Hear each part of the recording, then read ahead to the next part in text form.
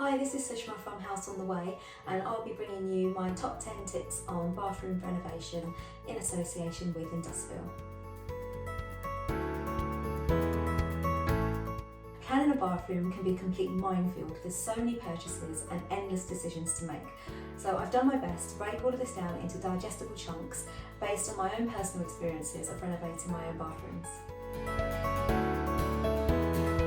The first thing I do when designing a room, or anything for that matter, is measure up. And it's important to be very precise with these measurements. You need to make sure you take into account things like windows and doors and their positioning and their sizes, as well as things like chimney breasts or anything like that that you've got that breaks up the room. It's important to note down those measurements so that you've got an accurate idea of the space that you're working with. It's not only important for designing your layout, but it will also really help when it comes to things like ordering tiles. Once you've worked out your space, you need to consider layout. If you're happy with the current layout and you're keeping it as is, then absolutely fine. It'll be a case of just a simple swap, bath for bath, toilet for toilet, really simple. If you do want to think about changing the layout, then you know that now is the time to do it. In most cases it'll be completely feasible. It just means there's probably a bit more expense involved because you'll need to think about things like changing the positions of waste pipes and water pipes. Of course, if this is a completely new room, such as a new build or a loft conversion, then you've got lots of room to play with the layout, but of course consult your builder as early as possible so that they know what your requirements will be.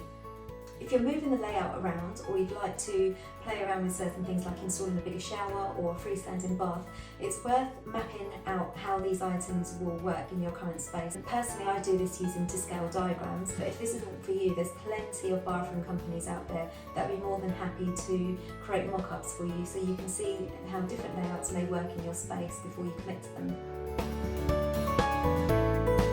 Now that you've got an idea of the space that you're working with and the layout, the next step would be to look for inspiration. You've possibly already got images saved of bathrooms that you've seen that you really like. Pinterest, Instagram, those sorts of places are fantastic tools to find endless inspiration, not only from interior design professional bathrooms, but also from everyday people who have designed their own bathrooms, and you can really get a feel for how certain layouts work in different styles of homes. It's a really good way to see ideas that you may not necessarily have thought of yourself. The one thing I would say is that it's quite easy to get decision fatigue, so if you do find this happens, my piece of advice would be to step away from it all completely, come back with a clear head, and I guarantee it will draw you to what you like most. You absolutely don't need any fancy software or tools to mood board. You can just gather images of things that you like, throw them in a document, see how they look together. And the alternative is you could get samples from companies and do flat lays. You can just group items together to get the overall look. This will give you a real feel of how certain items link together and whether you'll be happy with the overall design. Deciding on your big items means buying your bath, your shower, your sink, your toilet, those sorts of things. But there's also a lot of mini decisions involved as well.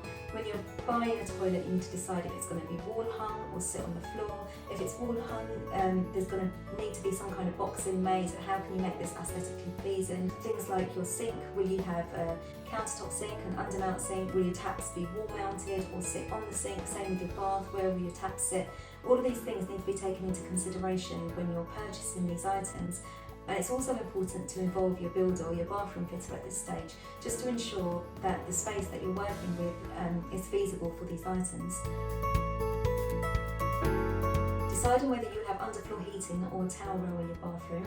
If you are going with a towel rail, it's probably a good idea to check when you're buying your other big items and just confirm where it's going to be positioned and what space it's going to need. It's also a good idea to check the BTU output of the towel rail just to ensure that the heat it provides is sufficient for the room. There's plenty of online calculators out there. You just have to plug in your measurements and it will tell you the minimum BTU that's needed. Decide which areas you will tile and which areas you will paint. If you're going for multiple tiles, consider how these will work together in the space. If you decide to tile half the wall, the standard height to tile to is 1200mm from the floor. You should also consider tile trims and whether you want to make these a feature or blend into the tiles. And it also goes without saying that if you're using paint in the bathroom, please ensure it's bathroom paint and can withstand high moisture levels. arguably one of the most important aspects of bathroom design, because it's these finishing touches that will really bring the overall look of your bathroom together. In the past, people have tended to stuck to chrome schemes, but in the last few years there's been a real shift and popularity with matte blacks and brasses, golds.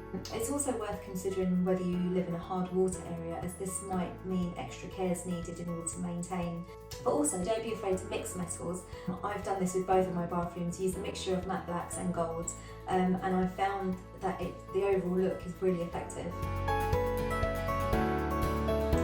Lighting is another one of those things that people find quite daunting, especially in a bathroom.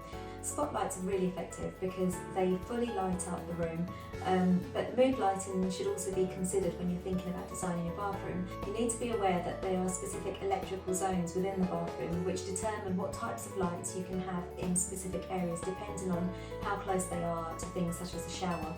For health and safety, if you're installing lights in a water spray area, you need to ensure you buy lights that have the relevant IP rating.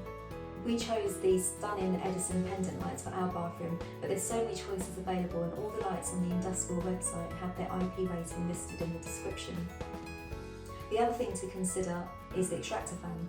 We have this hooked up to our main spotlights, but we have a 2-gang switch so that the spotlights and the pendant lights can be on and off independently. This is ideal for if you're having a soak in the bath, because it means you can have the mood lighting on without the extractor fan whirring in the background. My last tip is on installation and positioning. Communicate well with your tradespeople and communicate early. They need to know exactly where you want all of the items. A big piece of advice I'd give is not to rely on them to pick the heights of your taps or the heights of your shower head. Do your research, because these things can't be changed easily afterwards, so just make sure that they work for your household. Personally, I've found wall-mounted taps work perfectly at 1100mm from the floor, when the top of the sink is at 900mm height. A good height for a shower head is 2150mm from the floor. Feel free to take these measurements as an example and play around with them to suit you. So that's my top 10 tips on bathroom renovation. If you're interested in more, you can find me on Instagram at House on the Way. I hope you found it useful. Thanks for watching.